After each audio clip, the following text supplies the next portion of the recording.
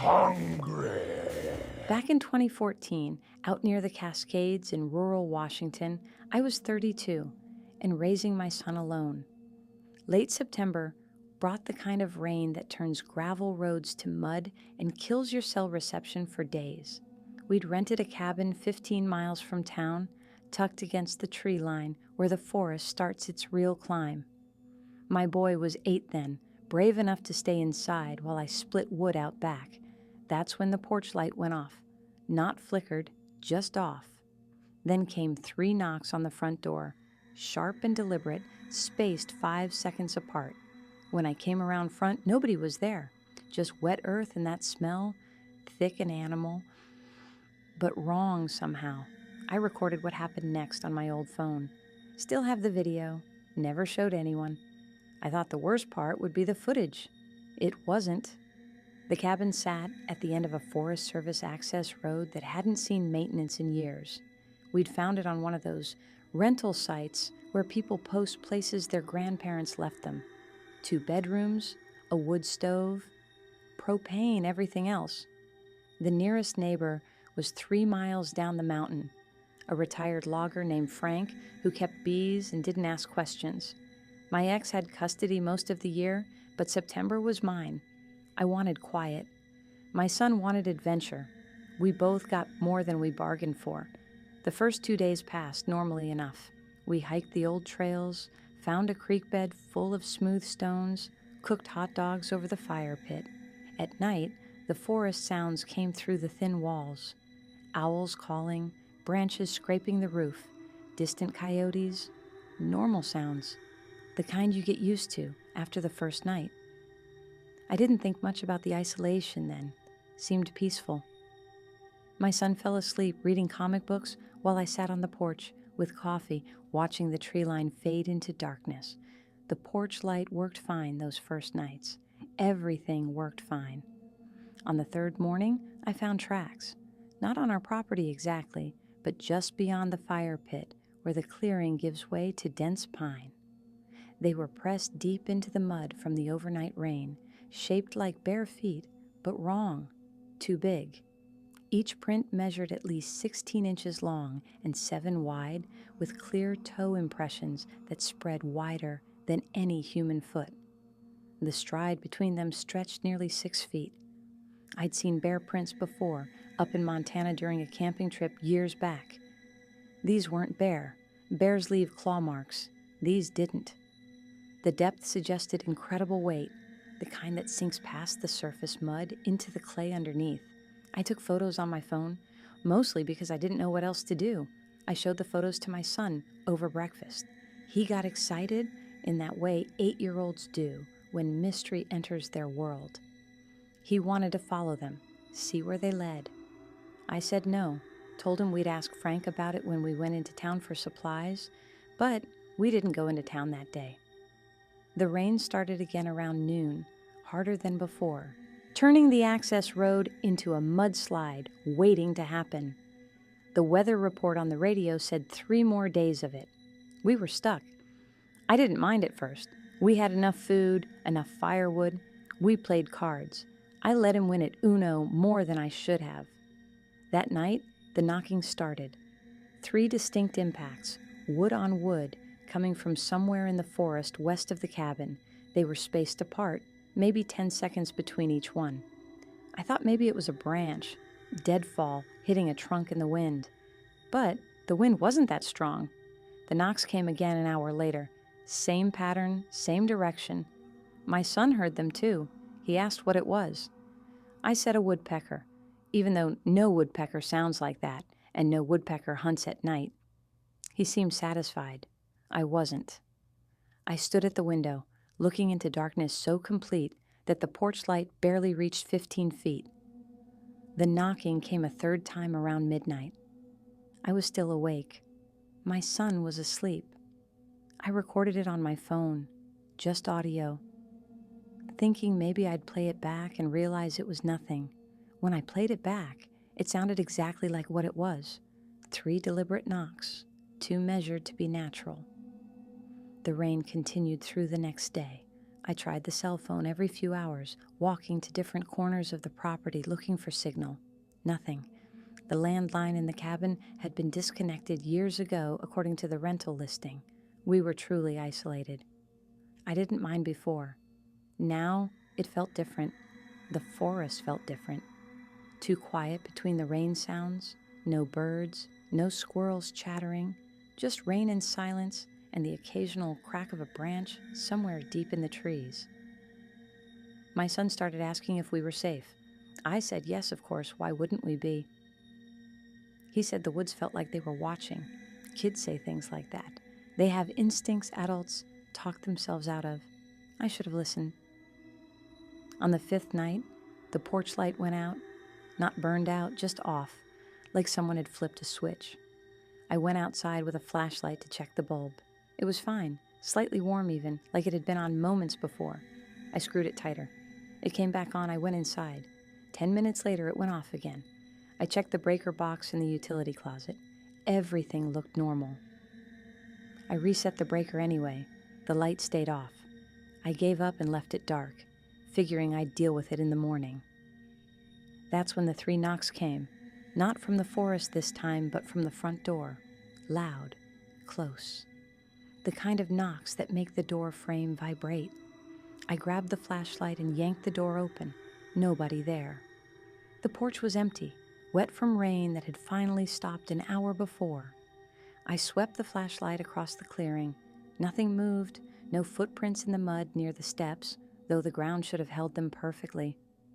I called out, asked if anyone needed help, felt stupid doing it. Silence answered.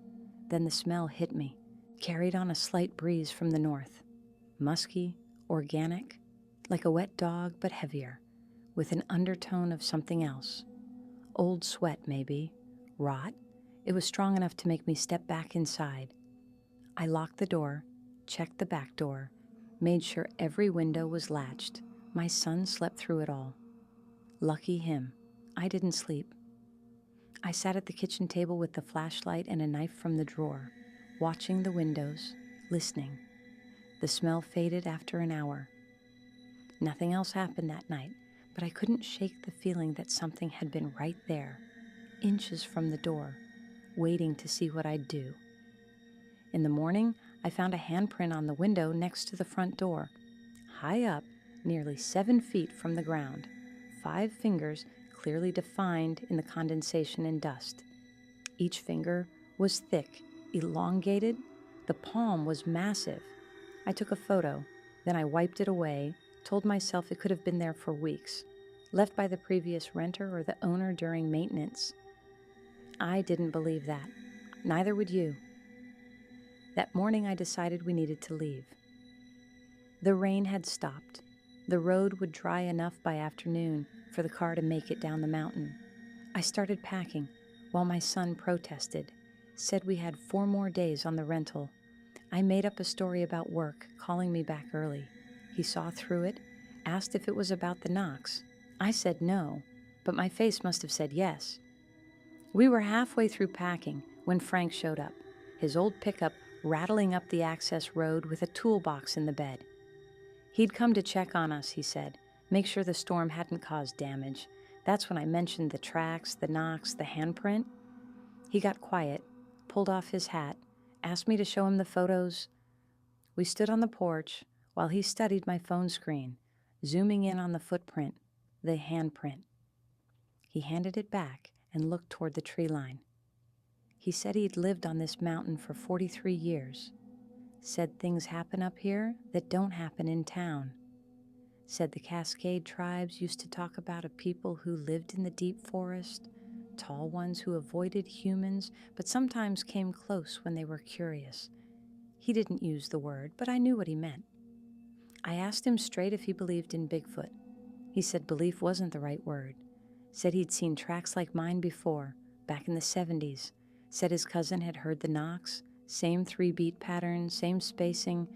Said the rangers knew about it but didn't talk about it, because talking about it brought the wrong kind of people into the woods. Hunters, thrill seekers, people who'd kill it just to prove it was real. He told me I should leave, not because of danger, but because once you've had contact, they sometimes keep coming back. He said it like a warning and a promise at the same time. I asked him if anyone had ever been hurt by one. He said no, not on this mountain. Said they were protective of their territory but not aggressive. Said the worst thing I could do was tell people because word would spread and then the mountain would fill with strangers. I promised I wouldn't. We finished packing. Frank helped us load the car. We were gone by noon. We got 10 miles down the mountain before my son realized he'd left his backpack at the cabin. The one with his comics, his handheld game console, his favorite jacket. He was near tears. I thought about leaving it, coming back some other time when the rental was officially over. But the rental was paid through the week, and I had the key, and his face was doing that thing where I knew he'd remember this disappointment for years. I turned the car around. We drove back up in silence, the forest closing in again on both sides. The cabin looked smaller in the afternoon light, more vulnerable somehow. I told my son to wait in the car, keep the doors locked. He nodded, understanding more than I wanted him to. The front door was open, not wide, just cracked a few inches, enough to see the darkness inside. I knew I'd locked it. I'd checked twice. I called out from the porch, announcing myself, feeling ridiculous. No answer came. I pushed the door wider with my foot and stepped inside. The backpack was on the kitchen table, placed neatly in the center where we definitely hadn't left it. Next to it sat a woven basket, small and crude, made from cedar bark and dried grass. Inside the basket were huckleberries, still fresh, arranged carefully. I picked up the basket slowly, felt the weight of it. Someone had made this. Someone had filled it. Someone had been inside our cabin while we were gone, and instead of stealing anything, they'd left a gift. I grabbed the backpack and walked backward to the door, keeping my eyes on the hallway that led to the bedrooms. Nothing moved. The cabin was empty, but the air held that same smell from before. Faint now, almost gone. I locked the door behind me, tested it twice. When I got to the car, my son asked what took so long. I showed him the basket. He wanted to know where it came from. I said maybe Frank left it as a goodbye present. It was the easiest lie. We drove down the mountain for real this time. I kept the basket. It sits on my bookshelf now. I've never told my son the truth about it. We settled back into our regular life in town. School started. My work schedule picked up. The cabin became a story we told at dinner sometimes. The place where we heard weird knocks and saw big footprints. My son's friends thought it was cool. His teacher asked if we'd reported it to the Forest Service.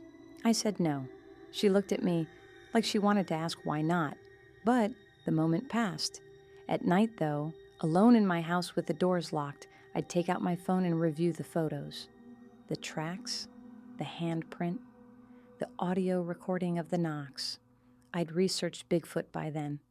Late-night internet deep dives that led me to forums and documentaries and testimony from people who'd seen things they couldn't explain. The Pacific Northwest had thousands of reports.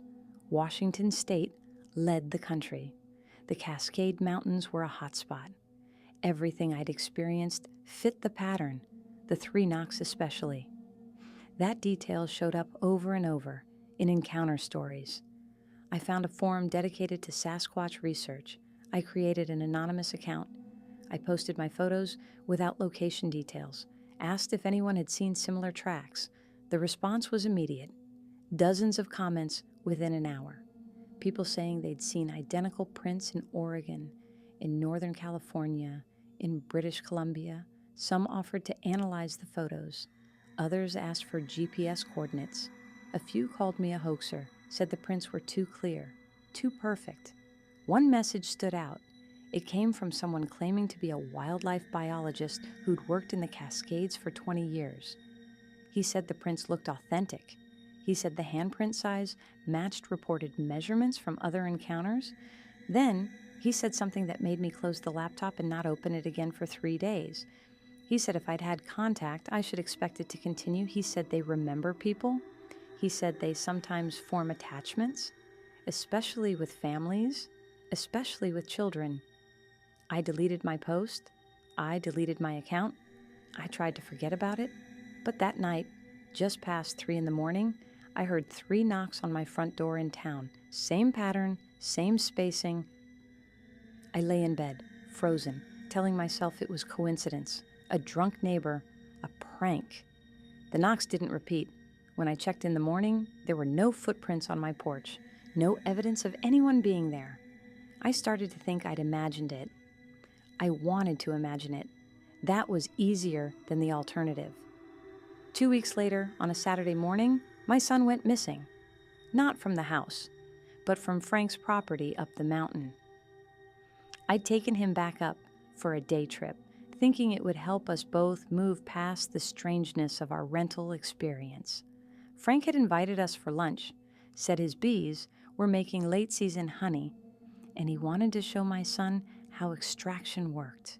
We were there by 10 in the morning.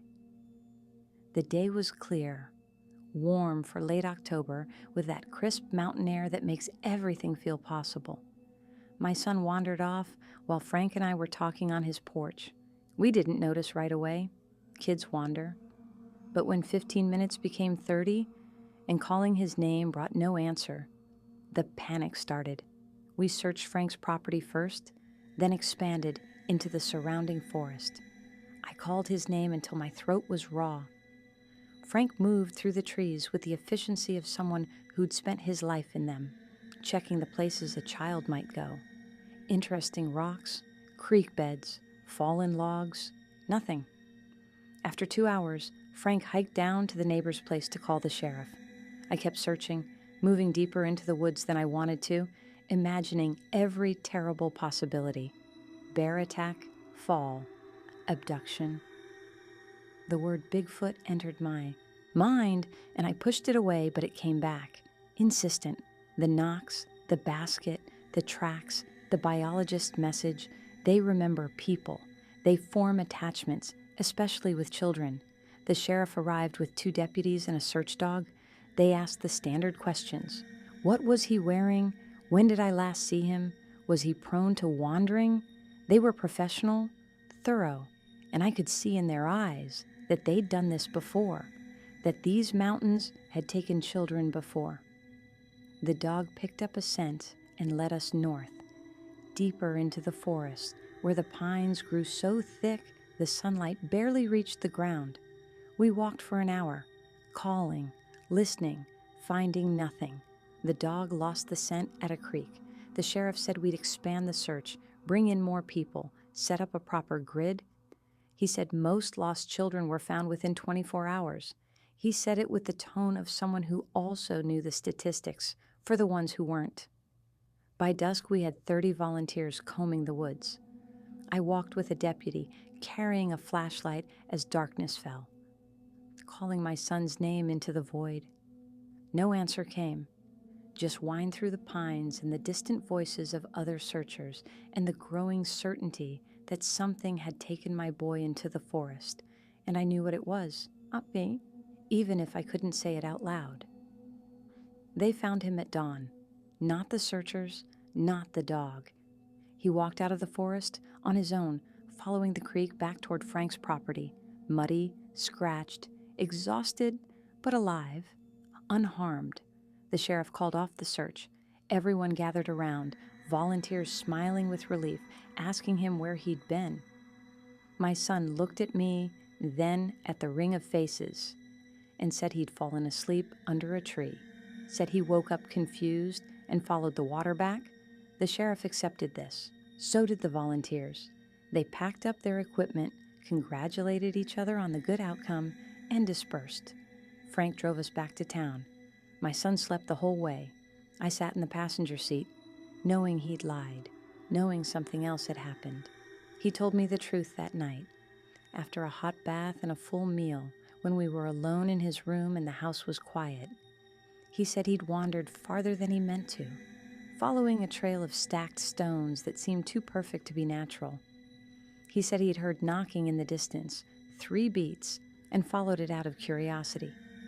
He said he'd gotten lost when the knock stopped, Then it got dark. He'd tried to find his way back, but the forest looked the same in every direction. He'd started crying, sitting down against a tree, giving up. That's when he heard footsteps, heavy ones, coming closer. He said he saw it through the trees, tall as a door frame, covered in dark hair, walking on two legs like a man, but too big to be a man. He said it stopped when it saw him. They looked at each other for what felt like hours, but was probably seconds. Then it spoke. Not English, just sounds, low and rumbling, but there was intention behind them, communication. It gestured for him to follow. My son said he wasn't scared, which scared me more than anything else he could have said. He followed it through the forest for what must have been miles. It moved carefully, deliberately, checking over its shoulder to make sure he kept up. When they reached the creek near Frank's property, it stopped. It pointed downstream. Then it walked back into the forest and disappeared. My son said he slept there by the creek, knowing he was close to safety, and woke up when he heard the searchers calling in the distance. He said he didn't tell anyone because he knew they wouldn't believe him. He asked me if I believed him. I said yes, because I did. I said we couldn't tell anyone else. He understood. He asked me what it was. I didn't say the word. Not then, but we both knew. I drove back to the cabin alone 3 days later.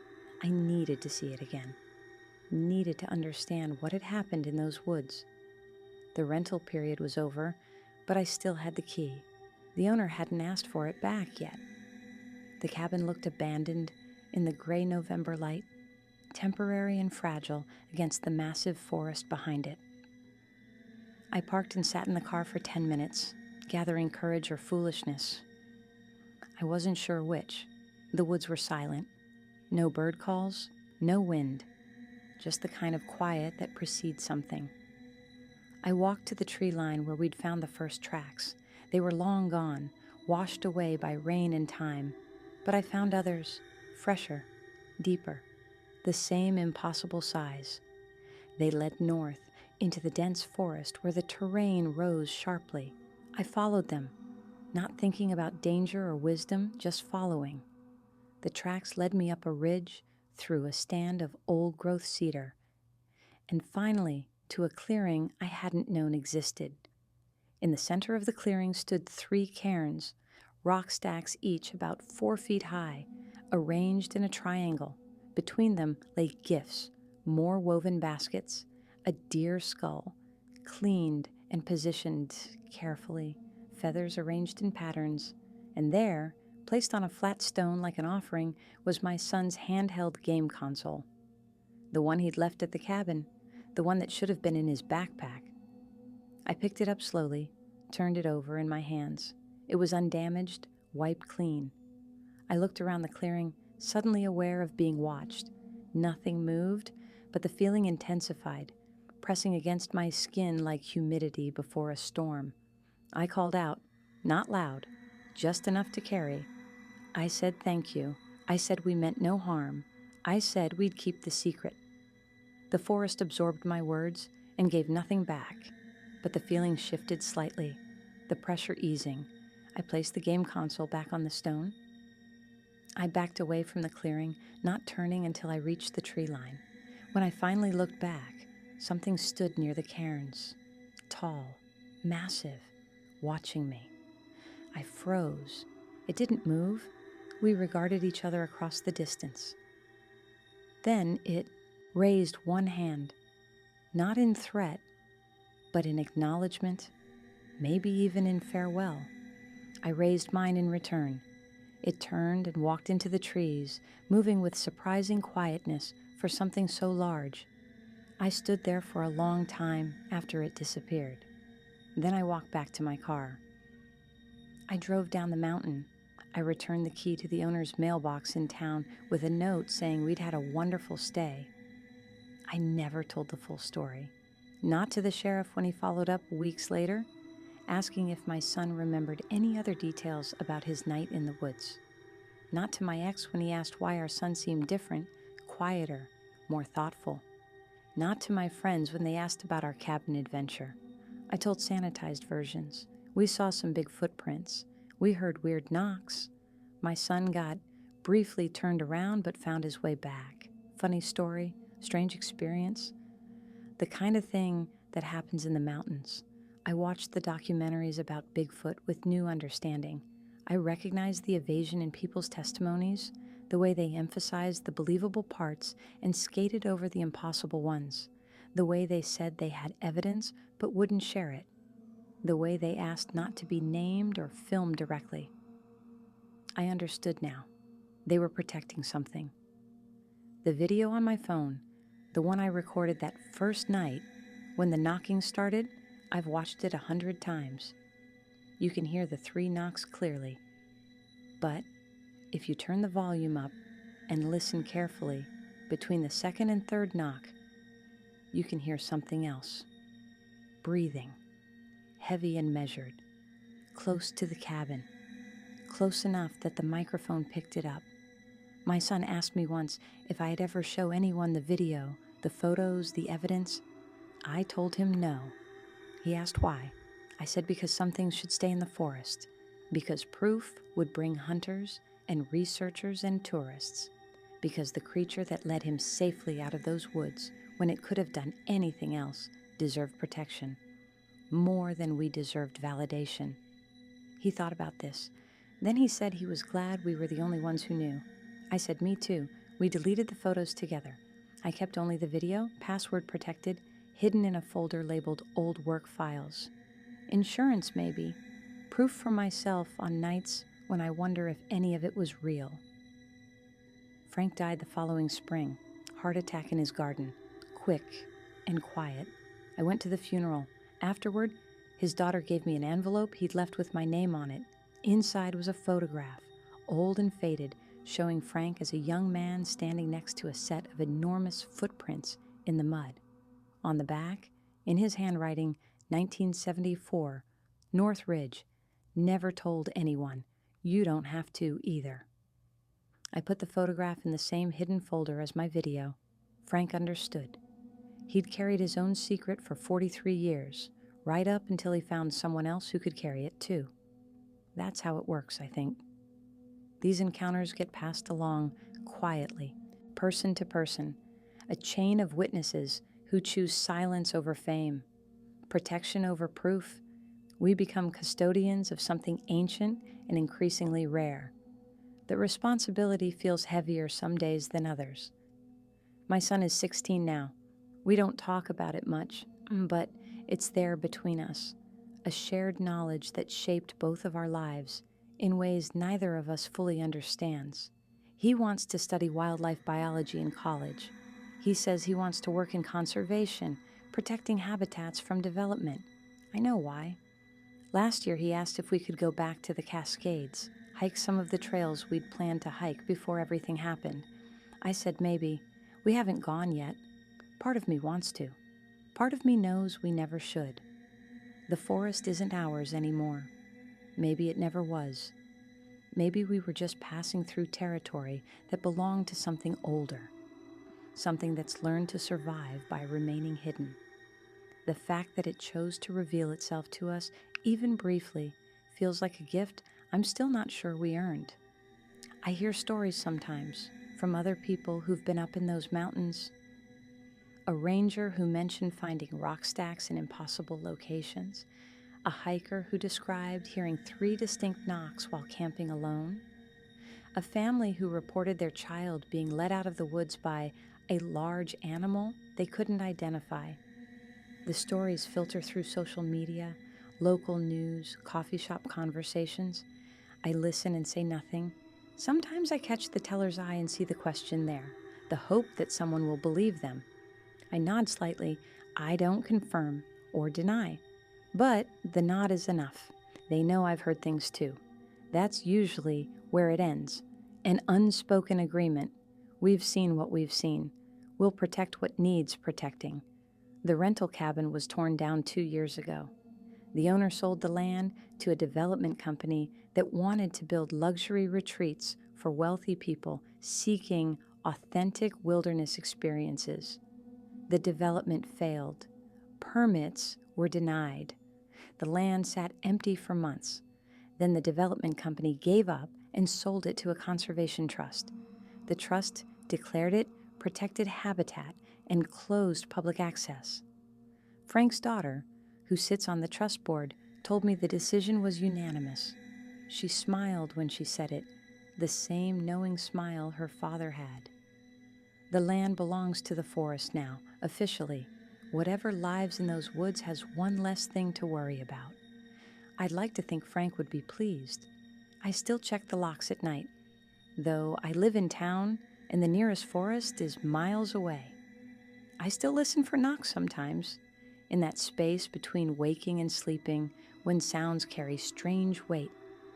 3 knocks, spaced and deliberate.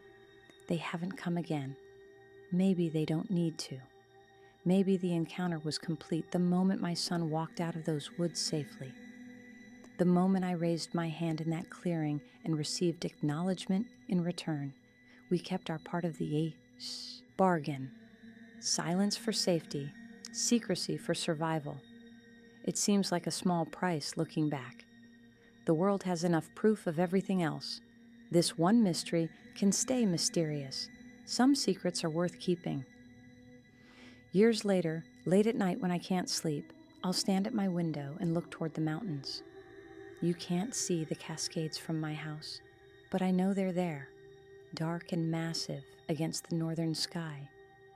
I think about what lives in those forests, how many of them might be left, how long they can survive as the world closes in. The development projects keep coming, pushed back by conservation efforts, but never fully stopped. The hiking trails multiply, the campgrounds expand, the distances shrink. Where do they go when the forests get too small? What happens when there's nowhere left to hide? My son asked me once if I thought they'd go extinct. I said I didn't know. He said he hoped not. Then he said something I think about often. He said maybe they're better at hiding than we are at finding. Maybe they've survived this long because they're smarter than we give them credit for. Maybe they'll outlast us. I hope he's right. I hope that somewhere deep in the Cascades, in the places still too remote for casual hikers, too rugged for development, there are families of them living the way they've always lived, moving through the forests, building their cairns, leaving their signs, watching us from the shadows, and choosing each time to stay hidden, choosing survival over revelation. The video stays on my phone, transferred from device to device over the years, always password protected, never shared. Sometimes months pass without me thinking about it. Then something will trigger the memory. A news report about missing hikers, a documentary about unexplained phenomena. 3 knocks from somewhere in my house, just the settling of old wood, but for a moment my heart races, and I'm back in that cabin, back in those woods, back in the presence of something impossible. The feeling fades. Life continues, but the memory remains sharp, clearer than most memories from that year.